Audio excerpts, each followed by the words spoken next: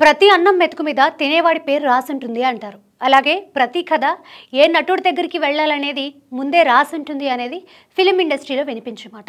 ఇప్పుడు టాలీవుడ్లో ఓ కథ ఎందరో హీరోలను దాటుకొని దేవిశ్రీ ప్రసాద్ దగ్గరకు చేరినట్లు తెలుస్తోంది.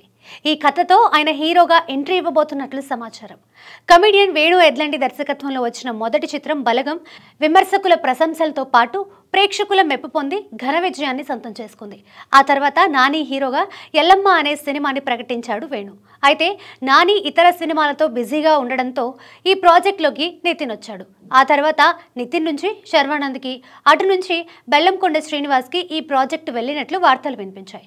అలాంటిది ఇప్పుడు అనూహ్యంగా సంగీత దర్శకుడు దేవిశ్రీ ప్రసాద్ పేరు తెరపైకి వచ్చింది.